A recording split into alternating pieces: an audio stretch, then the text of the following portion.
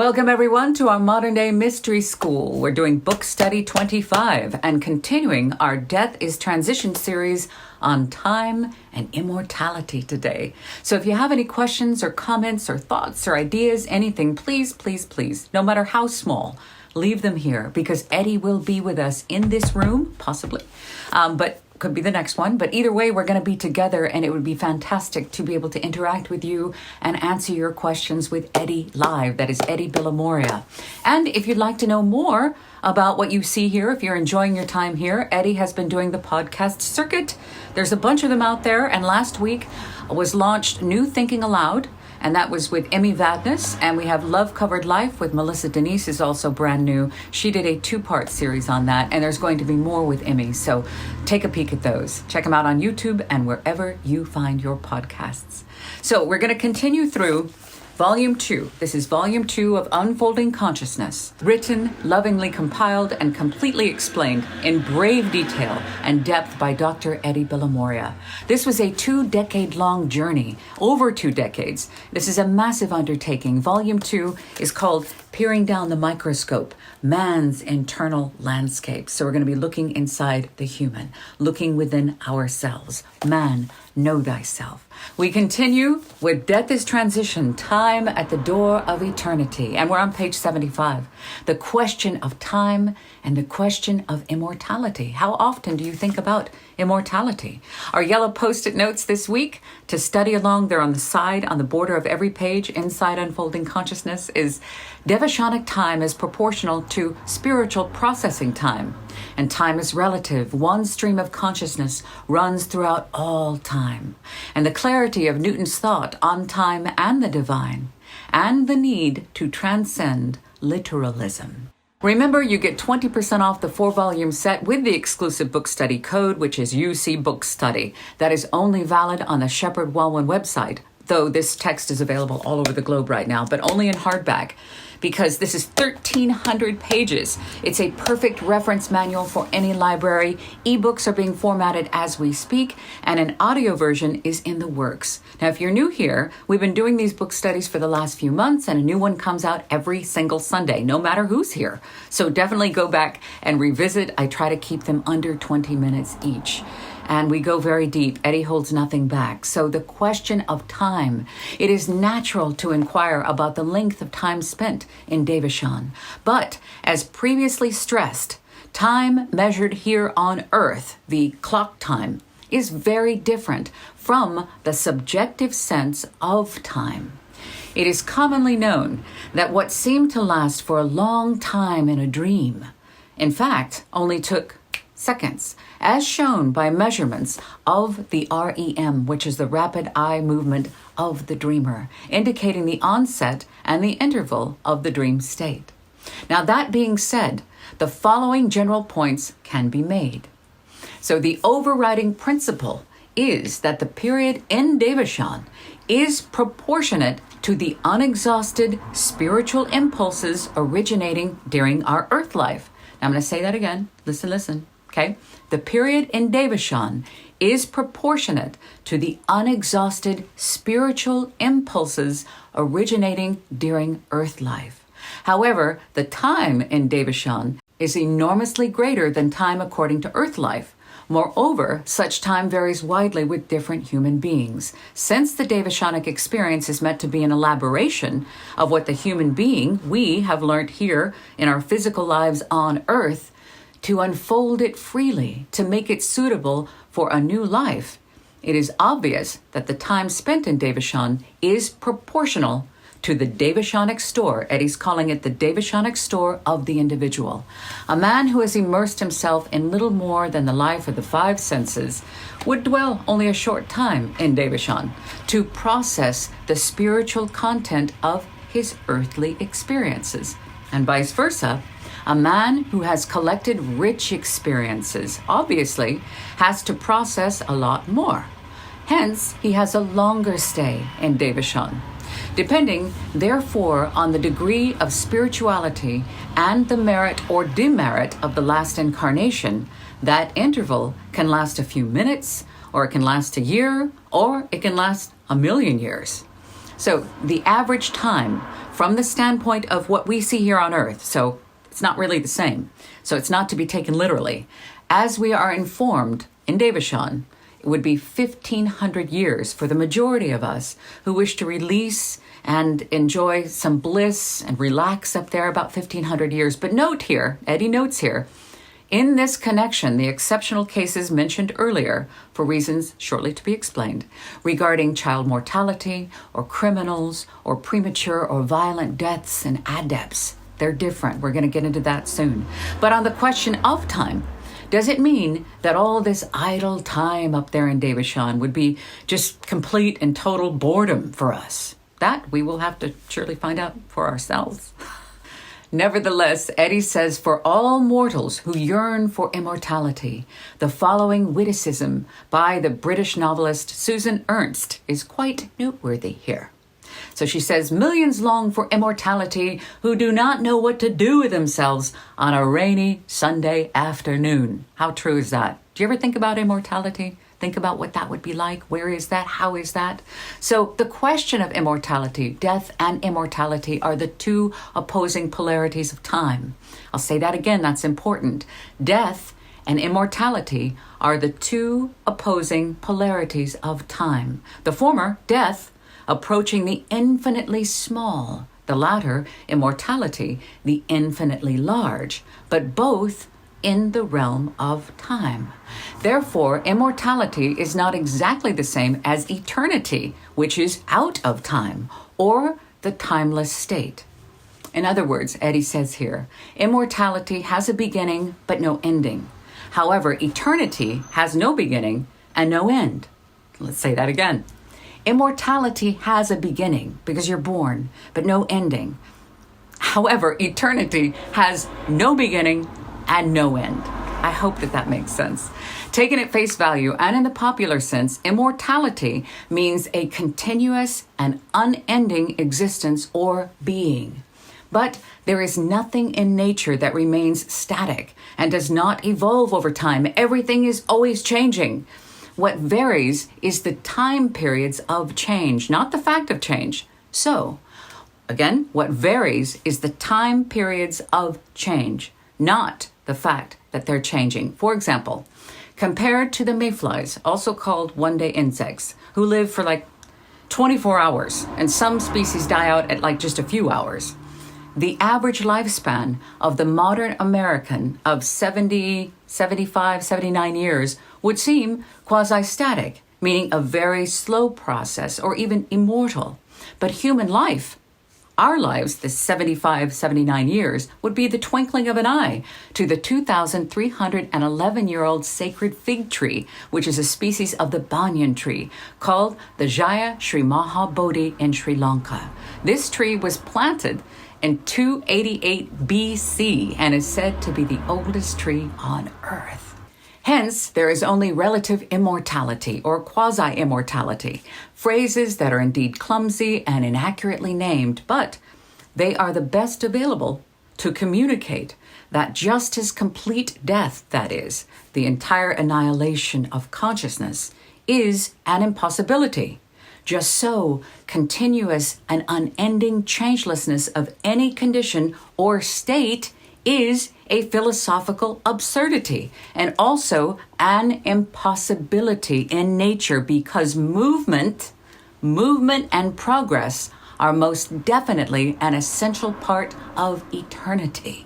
What is indeed immortal is the uninterrupted stream of consciousness, though undergoing continuous and unending changes of phase states in its realizations of itself throughout endless duration. We'll say that again. This is important. This is our big thing here.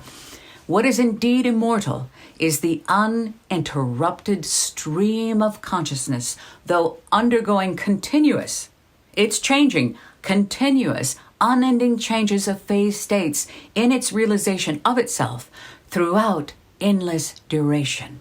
It's beautiful. In occult science, the ceaseless cycles of duration correspond with the waking and sleeping cycles in our lives. So as above, so below.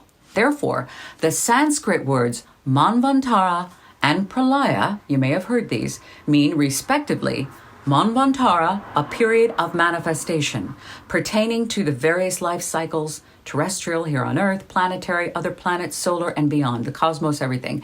And Pralaya is the flip side, a period of rest and dissolution, or just wrapping it up. They may be thought of in the most general sense as world periods, but viewers and readers should refrain from making direct comparisons with the assumed age of the universe, according to physical cosmology. So there's a side note here for interest, is that the length of a planetary Manvantara, this entire time of creation, also known as the day of Brahma, is 4,320,000,000 years. So one period of being. Now, from the standpoint of us, mankind, immortality refers to the immense period of time spanning a world period. After which, now listen here, after which the divine entities, thus passing out, enter into still higher realms to reappear at the end of that sleep of Pralaya at the dawn of the next Manvantara. But don't worry about that because there's a lot there. All we really need to focus on is right here. We have enough on our plate right now, much less what is happening all those years from now. So there is arguably no finer example of the subtle and exquisite distinctions of meaning between infinite and infinity, duration and to endure, eternal and eternity, than this short and beautiful extract from the General Scholium. This is Sir Isaac Newton, who's throughout Unfolding Consciousness, his inspired essay added to his Principia. He says here, He, the Supreme God, is eternal and infinite, omnipotent and omniscient. That is, his duration reaches from eternity to eternity, his presence from infinity to infinity. He is not eternity and infinity, but eternal and infinite. He is not duration or space, but he endures and is present. He endures forever and is everywhere present. And by existing always and everywhere, he constitutes duration and space, since every particle of space is always, and every indivisible moment of duration is everywhere. Certainly, the Maker and Lord of all things cannot be never and nowhere. We're going to have to read that again, too. I love that. Newton says, He, the Supreme God, is eternal and infinite, omnipotent and omniscient. That is, his duration reaches from eternity to eternity, his presence from infinity to infinity. He is not eternity and infinity, but eternal and infinite. He is not duration or space, but he endures and is present. He endures forever and is everywhere present, and by existing always and everywhere, he constitutes duration and space, since every particle of space is always, and every indivisible moment of duration is everywhere. Certainly, the Maker and Lord of all things cannot be never and nowhere.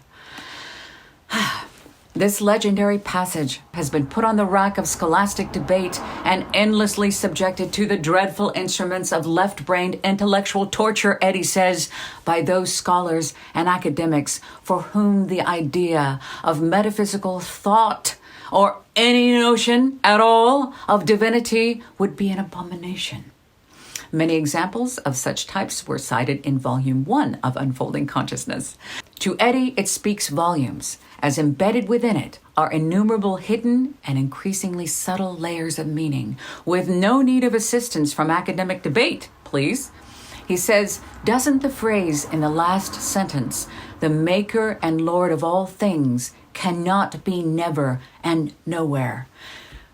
This clearly implies that the Maker and Lord of all things, or the spark of Atma, Spirit, Divine Consciousness, by whatever name you want to call it, is omnipresent, everywhere, undying and eternal, a central theme of this work of Unfolding Consciousness, as eloquently put by H.P.B. Helena Petrovna Blavatsky. That which in the mind of the great mathematician assumed the shadowy but firmly rooted image of God as the nomenon. Now, nomenon here, I'm going to interject this, nomenon means the consciousness in and of itself. the nomenon of all. So, starting again, that which in the mind of the great mathematician assumed the shadowy but firmly rooted image of God as the nomenon being consciousness in and of itself, of all, was called more philosophically by the ancient and by the modern philosophers and occultists gods, or the creative fashioning powers, gods, or the creative fashioning powers. In further explanation by the Theosophist Gottfried de Purucker, what men call unconsciousness is merely a form of consciousness, which is too subtle for our gross brain minds to perceive, or to sense, or to grasp. And secondly, strictly speaking, Gottfried says, what men call death, whether of a universe or of their own physical bodies, is but the breaking up of worn-out vehicles and the transference of consciousness to a higher plane.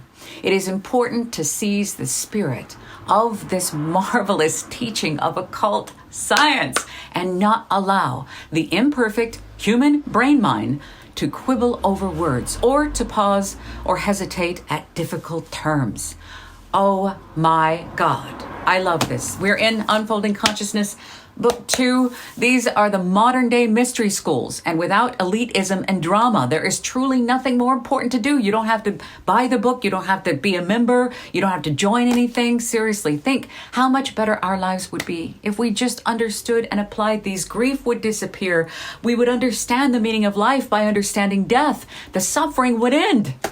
That's why I'm here every Sunday for whoever wants to show up. Remember, next week we move on to question the reward and punishment part of Devachan and the afterlife. We're in volume 2 of Unfolding Consciousness, Time at the Door of Eternity, Death is Transition, exploring the living universe and the intelligent powers in nature and humans. Written down by Dr. Eddie Bellamoria, who will be in this room with me in just a few weeks in the middle of July. He'll be answering your questions. If you have something you want to say to Eddie, ask him anything. You're welcome. Please comment, please engage, because it's an intimate crowd right now, but that's okay. Whoever's meant to be here will be here. So what I do in these book studies, we read a little bit. I do translate some of it, so it's a little bit more easy to be conversational. And there's really, like I said, there's nothing more important to do. The digestion, the study, and the application of these teachings has changed my life in such a remarkable way that I can't not share them, if that makes any sense. I've said that before. So remember, you can save 20% on the full hardback 4-volume set at the Shepherd Walwyn website by using this book study code up here, UC Book Study. It's also available on Amazon. Ebooks are coming, audiobooks are coming, condensed versions and study guides are on the way. So this is at the very birth of this. This just came out last year. So we're going for it. I will see you next Sunday. I love you very much. Please, please, please like and subscribe if you can. That helps get these out into the world. And more people that are here, the more that they can benefit. And you change yourself, you change the world. So thank you so much. I want more to have access to these ancient teachings. This collection makes it really easy to understand, and he holds nothing back. He goes all the way deep, what you can normally only get if you were at a society or a lodge back in the day with membership. This is free. It's here every Sunday. I love you. I'll see you later. Mwah.